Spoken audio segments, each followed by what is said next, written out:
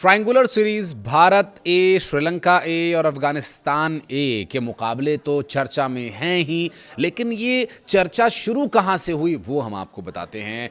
जो यहाँ दरअसल मुकाबला भारत ए और श्रीलंका ए के बीच चल रहा था, जहाँ पर भारत और श्रीलंका के बीच कुछ ऐसे समीकरण बने जिसमें कि सुपर ओवर तक मैच जा पहुँचा और सुपर ओवर में किसी तरह से श्रीलंका ने मुकाबला जीत लिया।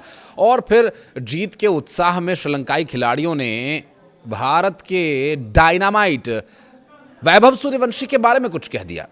वैभव ने अपने तरीके से जवाब दिया और विवाद धक्का मुक्की तक पहुंच गया और उसके बाद फिर किसी तरह से मामले को शांत कराया गया और बात वहीं ख़त्म हो गई। लेकिन नहीं, वहाँ से एक ज्वालामुखी जो वैभव के मन में पनप रहा था, बतौर खिलाड़ी, बतौर बिहारी, उस व्यक्ति के अंदर बोल करके जवाब देने नहीं, अपने खेल और अपने काम से जवाब देने की उसकी प्रवृत्ति है और उसने वो कर दिखाया।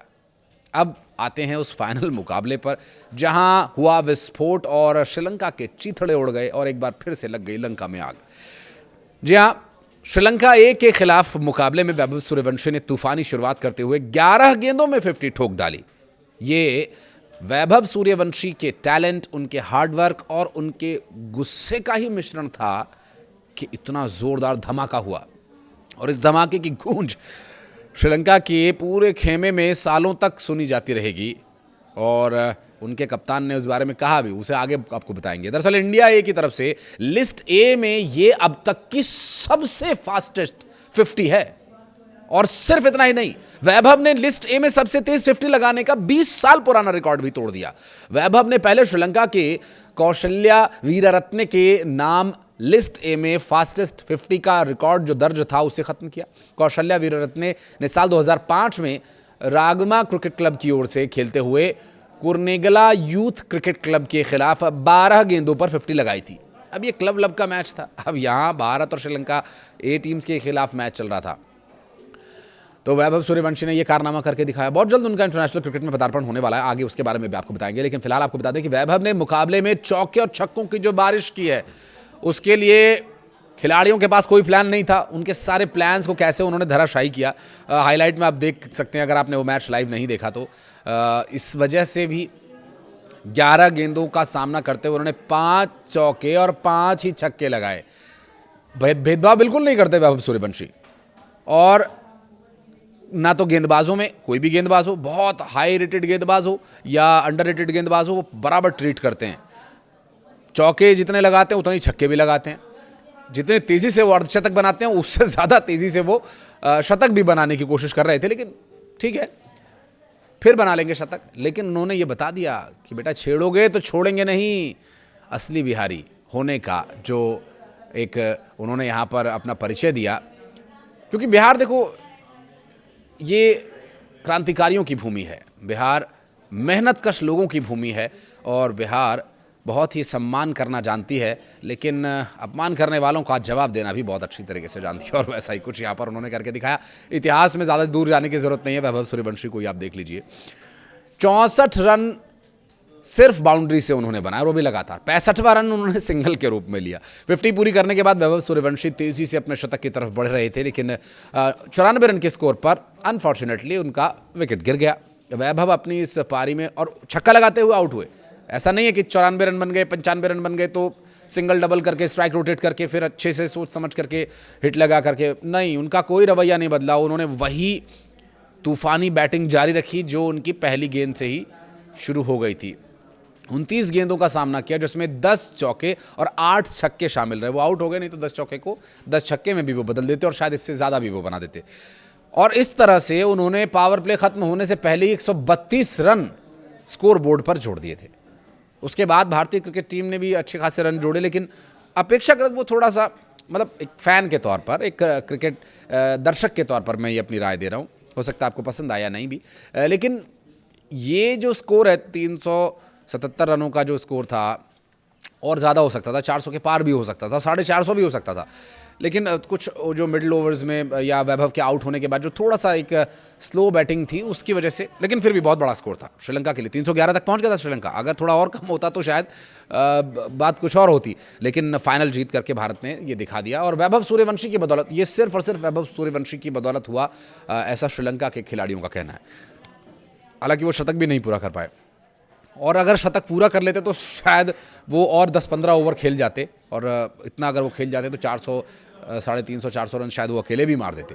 वैभव सूर्यवंशी, ये अतिशयोक्ति नहीं बता रहा हूं मैं, आप अंदाज़ा लगाइए ना, क्रिकेट का 150 सालों का इतिहास, ये 15 साल का बच्चा कितनी तेज़ी से बदल रहा है। वैभव सूर्यवंशी इस फाइनल मुकाबले से पहले बहुत लय में नहीं दिखाई दे रहे थे, और ऐसा ही अंडर 19 क्रिकेट मैच के दौरान भी उनको हमने देखा था, जब सिर्फ 3 मैचेस में वो चले, सिर्फ 3 मैचेस में, क्वार्टर फाइनल, सेमीफाइनल और फाइनल में 3 मैचेस में वो चले, और वो ऐसे चले कि अंडर 19 टीम को उन्होंने वर्ल्ड कप जिता दिया। आयुष बडूनी की टीम वर्ल्ड कप लिफ्ट करने के बाद जब उनसे बातचीत हुई तो हर किसी खिलाड़ी ने वैभव सूर्यवंशी का नाम लिया ही लिया। हालांकि सभी खिलाड़ियों ने बहुत अच्छा खेला, लेकिन जब ये खिलाड़ी खेलता है ना तो अपने साथ खेल रहे खिलाड़ियों को कॉम्प्लेक्स में डाल देता है। एक खिलाड़ी 11 बॉलों में 50 पर है, एक खिलाड़ी 11 बॉलों में 8, 9, 10 रन पर खेल रहा है। और एक समय था जब वनडे क्रिकेट में रन बॉल बहुत अच्छी एवरेज मानी जाती थी, लेकिन 350, 350 के स्ट्राइक रेट से खेल रहा खिलाड़ी, उसे कौन पकड़ सकता है, ना बॉलर ना उसके साथ खेल रहा बैट्समैन। वैभव ने अपने फॉर्म को हासिल किया फाइनल मैच में, और ऐसा हासिल किया, और ये मुझे लगता है कि श्रीलंका के खिलाड़ियों को इसके लिए धन्यवाद देना चाहिए कि उन्होंने इतने गलत व्यक्ति को, उनके लिहाज से, श्रीलंका के लिहाज से गलत आदमी को पिंच कर दिया।